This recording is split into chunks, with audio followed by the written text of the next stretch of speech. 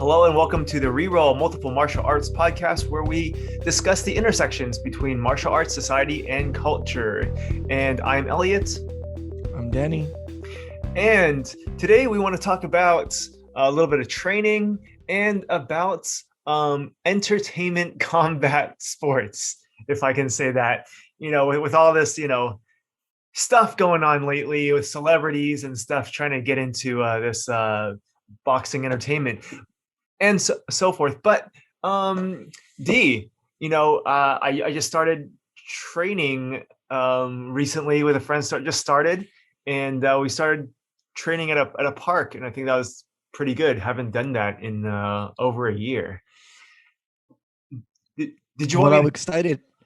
Yeah, in fact, that's what I was hoping we could start off with. Last time we talked, you were telling me that was going to be your re-entry to training. So, how'd it go? I think it went great. We started off with jogging. Thai style. You got to run a little bit, and then after that, we did dynamic stretching and some warm ups. We did some drills, some back and forth drills. We did 4 rounds of sparring, and then that was an hour. And so I thought that was really good. It was good just to hang out, reconnect with a friend that I haven't seen in over a year, and push myself. Working up on myself. I don't feel winded and stuff like that unless I do sprints. I've been trying to do sprints lately too. Um, yeah. So it's good because it helps me think about what kind of drills I want to do next time and things like that, and things that'll help me. I definitely need to film myself so I can see how I look, because there's nobody telling me what my form and stuff like that. That's like that's a minus, I would say. As a con. Um, but it's pretty good regardless. Have you been doing any drills and stuff like that? You've been weightlifting though.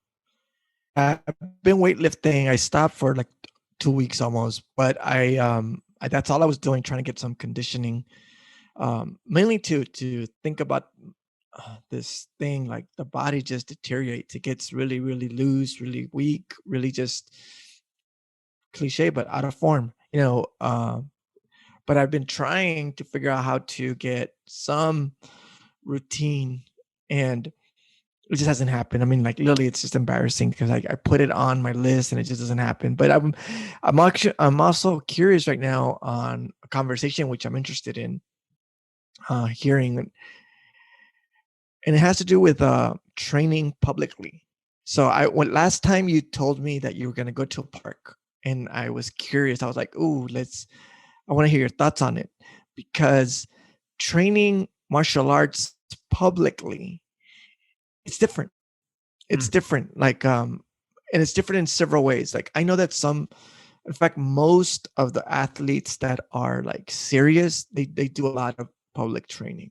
So boxers run, and as they're running, they're throwing punches, So that, I don't think the public space is such a big deal for them. But most martial arts are contained within the dojo, within the walls. In fact, I want to go back a little bit even more to the history of specifically karate, where it was not a secret, but it was a private training.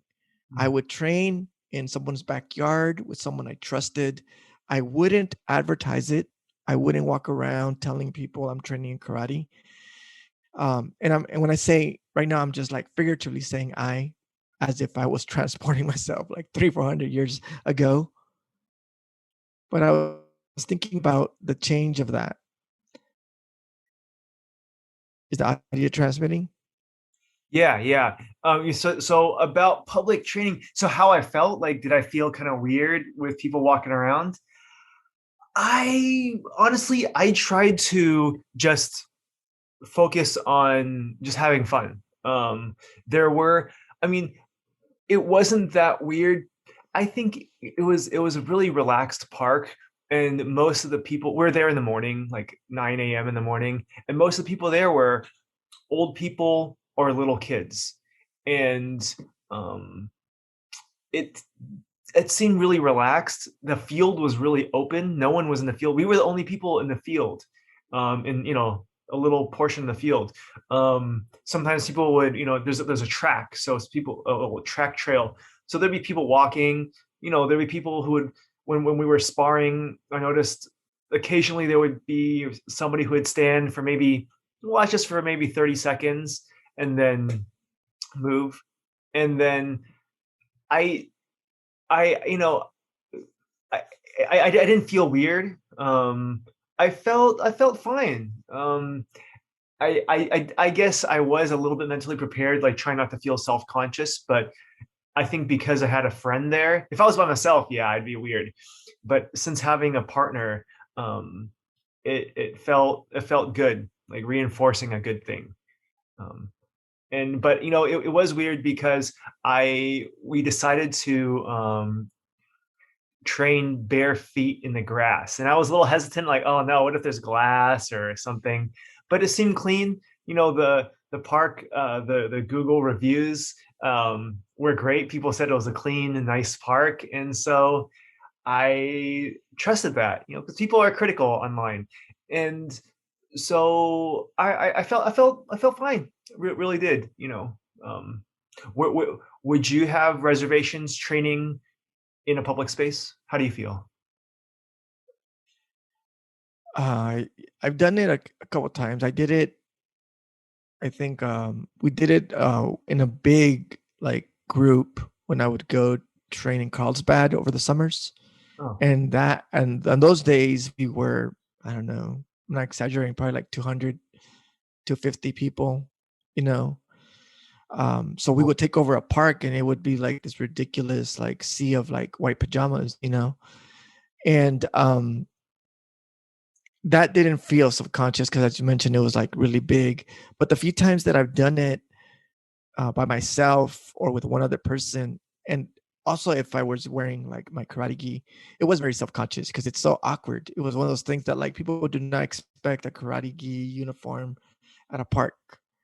yeah. Um, and also it counters what I was saying earlier, that most of the training, at least the rules were that you weren't supposed to show it. Like I remember my first karate teacher being 13, and he would just tell us like, don't tell anyone you're training. Don't go to school and tell your friends, hey, I take karate. And now I understand why. Like, one, it's like it wasn't part of the ethos of karate at the time. He was very the idea that like you were training for internal development, not external. But also he was aware that we were 13-year-old boys, and telling people that you knew karate in middle school was probably not the best thing to do. you know so that I've carried throughout my whole life. In fact, I don't tell people I train. Mhm. I um i obviously, you and I, we talk a lot, but if you were to follow me around, you would be like, oh, that's interesting, he didn't say anything. Like, there's a meeting and someone says, oh, I have a karate black belt, and then you expect me to go, oh, me too, and I just don't say anything. you know not that I'm embarrassed of it, but I was like, yeah, it doesn't come up. There's no point in me saying that. So going out in public and training has always been kind of off. I did it once with my daughter. We went and we were doing Muay Thai. Actually, I took the pads, and it felt good, and, and somewhat within my safety zone because I wasn't practicing. I was just holding pads for her and telling her to kick, Mhm. and punch. And that was kind of interesting because people were walking around similar to you. There was a little like a track, so we were in the inside area. So those that were running would pass us by, and you could see that they were staring at us like, "What are they doing?" But I don't know if I would have been able to do, even my own paranoia. Like, is this safe? Like I remember people actually doing that, running up on people and checking them, like, "Oh, you guys know karate? You want to test it?" That kind of stuff. But I think one thing that helped me be less self-conscious is because I think in Muay Thai there's a lot of public. It's very open. It's not as secretive as other traditional martial arts, especially traditional East Asian martial arts. I think in Muay Thai, it's people, the gym, the people training will run in the morning and do other things. People will train at the park or outside, or it's just a really common thing. I think also seeing gym friends and acquaintances train at a park, they post on Instagram, hey, this is what we're doing and stuff. And I'm like, all right, cool. Like, it helps me realize that it's fine.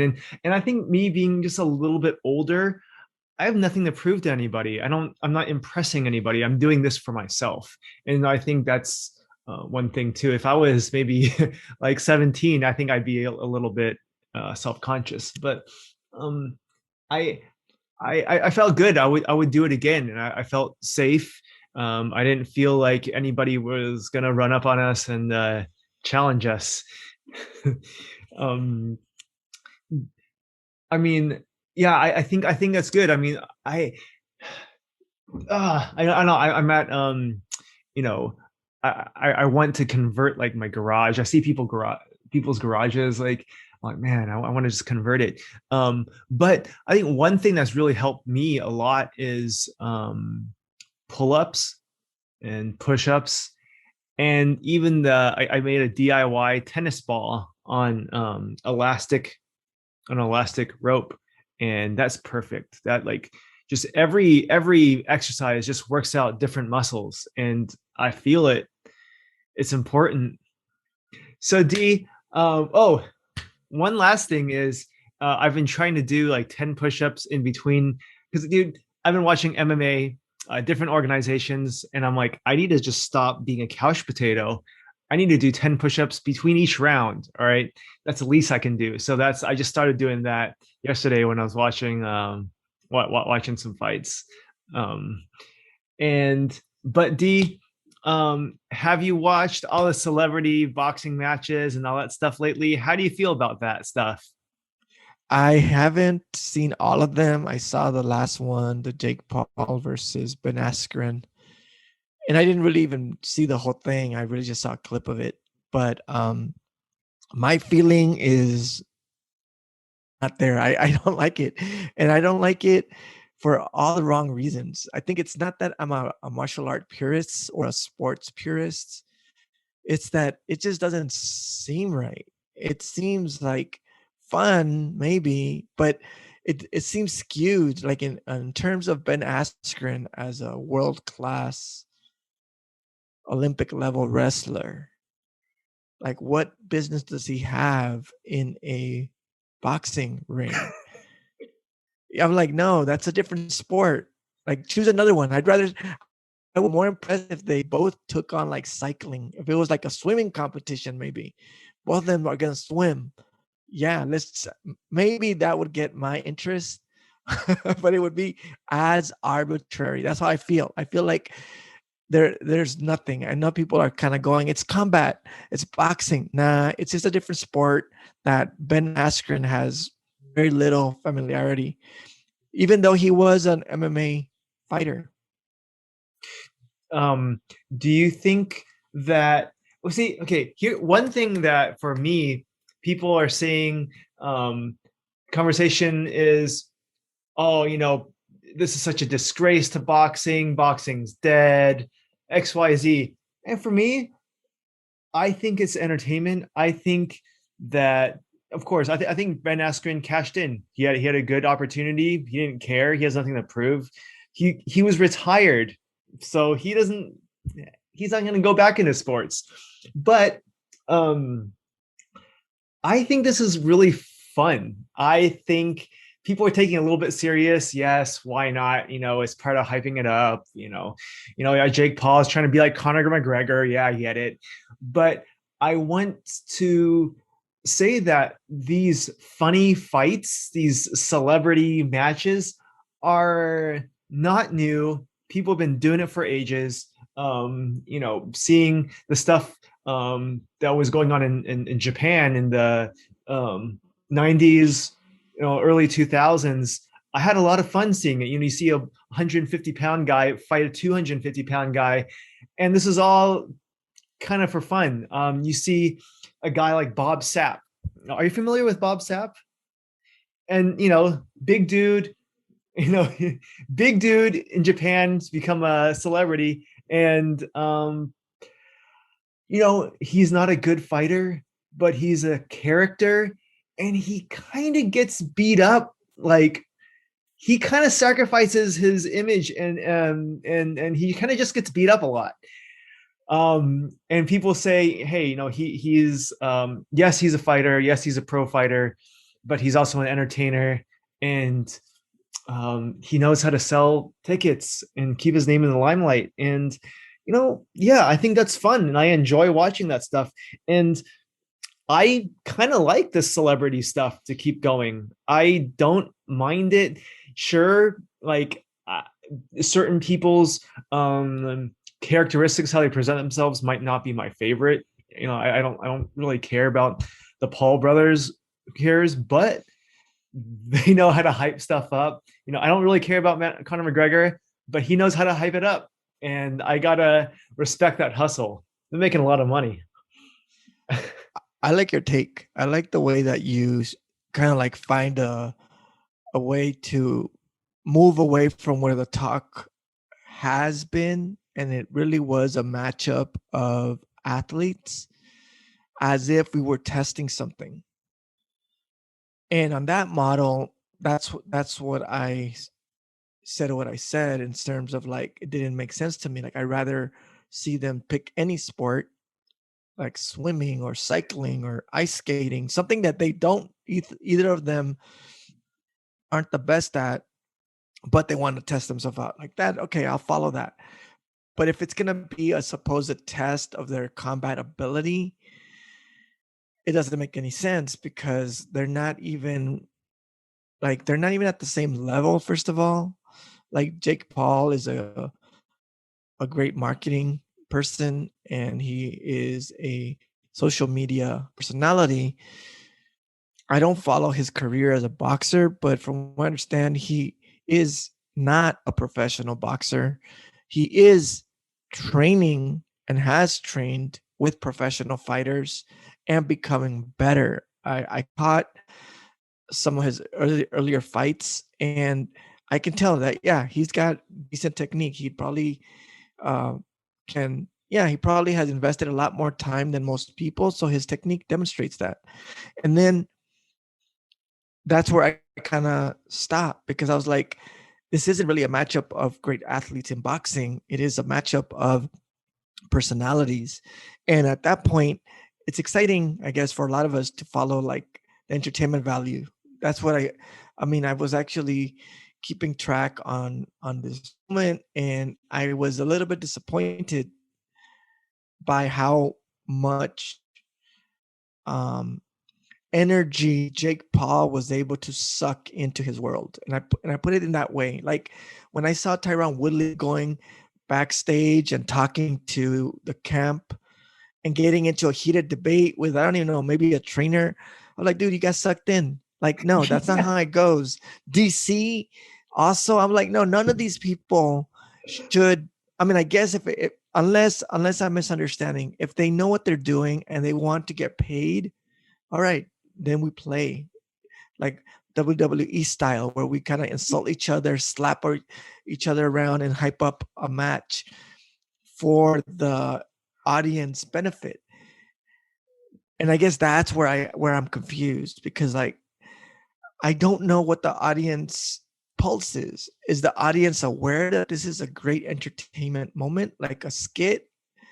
Or is the audience actually thinking that Jake Paul beat up Ben Askren? There's just no semblance of truth to that. Jake Paul has no chance ever beating up Ben Askren in outside of this arbitrary rule set. Like it was weird. There was a moment where I saw the fight and Ben Askren like crashed into Jake Paul. I was like, yeah, at that moment, a wrestler would just toss this guy. He would drop levels, take his knees, drop him.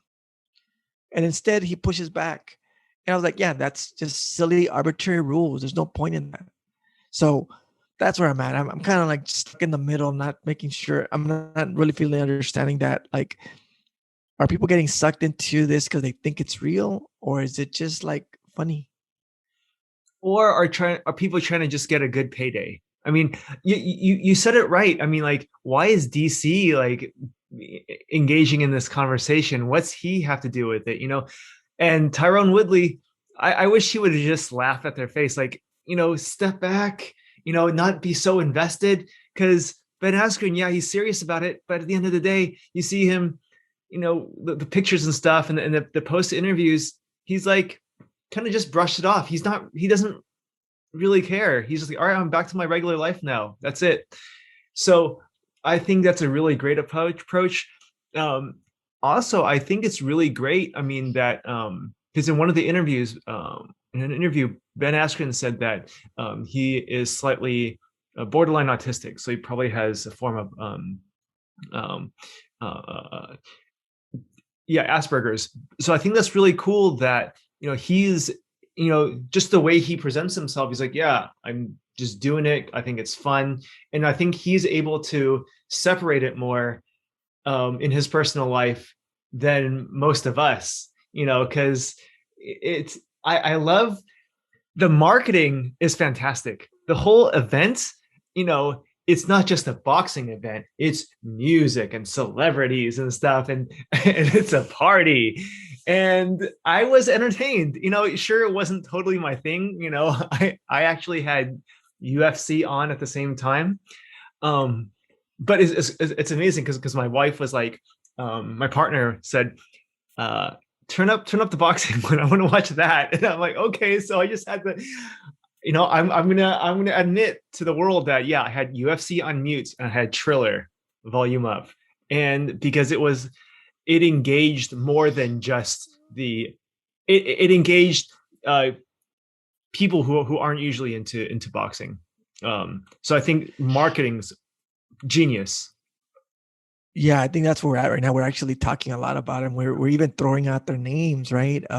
So we're doing what they've invested a lot to do, and I'm gonna continue on that trend. I won't stop myself right now. I was thinking like Snoop Dogg is involved, and I'm not currently the biggest fan of Snoop Dogg just because I'm older and I don't really follow his music anymore. But when I was younger, I played his music. I anyway. The point is that he's a celebrity figure, and then Oscar de la Hoya is on there, and I've only seen little clips. But what I saw, it was a circus. Yeah. It was ridiculous. And what I also want to comment, here's where I kind of talk about production value. Oscar de la Hoya tried put on an MMA promotion when he had Tito Ortiz and Chuck Liddell. Mm. And I don't know if you remember, he couldn't even pronounce Chuck Liddell's name correctly. That's how little investment he had in the stars. They were the main card, and he didn't even know how to pronounce Chuck Liddell. I think he called him Chuck Liddell, or it was ridiculous. Like people made fun of him. But when I saw his promotion, I was really disappointed. Disappointed on the color scheme, on the lighting, everything. It was bad. I was like, when I see boxing, it's so bright, and the color scheme makes me want to watch the screen. That's one of the things that boxing has done in its promotion over like 30 years of investment. This one, Triller, I don't know if I'm just too old and I'm missing the vibe, but I thought that the production value was not high. It felt really, I don't know, just amateur. But maybe I was catching it on the wrong stream. I didn't pay. I caught it on one of those video services that people upload stuff to. That happens to be on an app. So I didn't even pirate it. I just knew it was on this app, but I was like, this looks really bad. But what I did see was the fun circus. Like people were saying ridiculous things. They were having fun with one another. And I was like, yeah, but I want to watch the boxing. Absolutely. Yeah, I just dragged on. Yeah, I didn't really care. It just dragged on a lot. Um, but I'm happy. Hey, I'm happy that Ben got paid. No hating that. And I'm happy that that there's some excitement in the air. If I can be honest, like MMA has got me through quarantine. I've really gotten to UFC, ONE FC, and now PFL and Bellator and stuff. And it's just like, man, this is too much to keep up with. But I love it a lot. I can't believe I'm concerned with the full the packed audiences that UFC is doing. 15-20,000 people in times of COVID. Concerned about that. I hope people are vaccinated, but it's a really interesting time to see all this stuff pop off, and I'm really um, I'm really seeing what the future is for the celebrity boxing. With the Mike Tyson coming back, and then De La Hoya saying I'm going to come back too, and then um, I like even though I don't really care for the circus, I think it's ridiculous. I kind of like the ridiculousness. You know, I have a friend who streams all the time, and I think that I agree with that friend because, dude, who has $50 to spend every weekend? Not me. But that goes to what we're speaking about, like the conversation about how do people interpret this moment. And I feel that I'm overthinking it, obviously, by trying to think about this question of like, is this really a sports um, moment of one discipline challenging another discipline? We've seen this before. Like Gene LaBelle did something similar with a boxer. He was a judoka trying to ring with a boxer. Even Muhammad Ali did something similar. He fought a wrestler. Um, and every time that happens, the boxer puts a bunch of rules so that they can survive, because boxing, I'm not even saying they're not amazing fighters. I mean, anyone who's done boxing is a great street fighter. Actually, they're great fighters. But boxing as a sport, if you bring in another discipline that has something other than just the hands, loses. There's just no world where it makes any sense. Like if I say I can only use my two hands, but then you tell me like, hey, I got two hands and 2 feet, can I use that? Then it's like, no, my two hands cannot compete with your four limbs. And if we add Muay Thai, we make those 4 into 8. It's the art of 8, which I think is what is the coolest thing about. But then a wrestler says, I can actually pick you up and throw you on your head. Can I do that? And boxers go, no, you're not allowed to. But I want to prove that I can beat you. Okay, that's weird. That's very weird. Anyway, so that's where I'm at in my frustration. I was like, Ben Askren got knocked out by Jake Paul in a boxing match. Yes. Jake Paul is not a better fighter in general than Ben Askren. Even if Ben Askren was allowed to not punch Jake Paul, but was allowed to grab his legs, he would have destroyed him by just simply slamming him. Like if the rule was like, Jake Paul, you can punch me all you want, I can't punch you, but I am allowed to throw you. Have you seen? You know what it would look like? Those cartoons back in the day, where like they slam the other person and tied aside like this rag doll. That's what it would have looked like, and then that's the fight. I don't think that you're overthinking that you had mentioned or overthinking. I think it's good to peel off the layers. There's so many layers to this. I think it's marketing brilliance. I think it's something that's been repackaged into something modern that we haven't really seen. And I think it's great. I think it's totally okay. I know, it's ridiculous because like sometimes I don't want to talk about it because it brings more attention to this whole fiasco, the circus. But at the same time, I think it's okay to embrace the circus because we can learn from it and step back from it and look at it through different lenses. I think that there are so many people who are just involved, who are just swimming in it without knowing that it's a circus, getting caught up and taking it way too seriously. You see the online comments and stuff. It's funny. So just responding, to your thought, to your remark, I don't think you're overthinking about it at all, Denny. I think these are appropriate analyses, and us having academic backgrounds, even more so, because I don't think a lot of people are talking about the circus the way that we are. But also, if I can kind of introduce a little side note, I think that this circus is also indicative of the inequality in pay that exists in MMA. That's why this is so big, because Ben Askren himself said, I am going to get the biggest payday. And I fought in all these promotions and I've been champion multiple times, undefeated, but never have I made this kind of money. And all the fighters that we're seeing kind of like getting all psyched up too, I think the reason we're seeing this is because there is this huge inequality that's happening in MMA.